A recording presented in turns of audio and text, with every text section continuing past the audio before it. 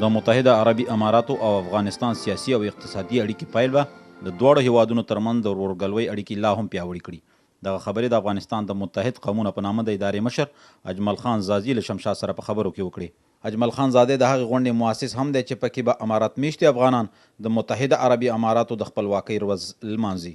اجمل خان زادي همدارا زیاته کړه چې د دغې غونډې موخه نړیوالو ته دا ښودل دي چې افغانان احسان هیرونکي نه دي او هر هغه چا چې له دوی سره مرسته کړې د هغوی په خوشحالیو کې ورسره ځان شریک بولي.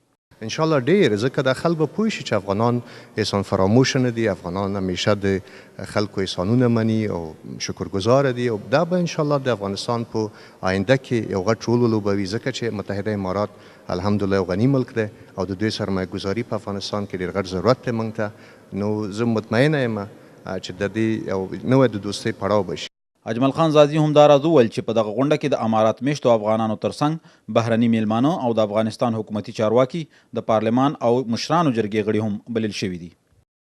تقریبا 200 شاوخوا کې افغانان را بلل شوي دي د افغانستان نه، د افغانستان د حکومت نه او د خارج نه.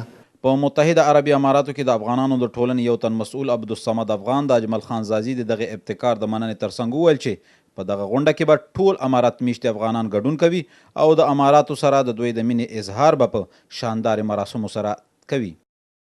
رښتیا خبره چې وکم د دغې غونډې ابتکار زه ځان ته نه بخم، هغه اجمل خان زازي چې موږ ته دغه خبرې مشوره موږ ته راکړه، موږ د سره ملاتړ وکړو، قومونو مشرانو سره مو وکتل، ټولو ډېر په جذبه او په یوه غږ دا خبره وکړه چې موږ ټول تاسو سره یو. انشاءالله د امارات دوستي او د امارات د جشن ورځ به موږ په ډېرو شاندارو مراسمو لمانځو.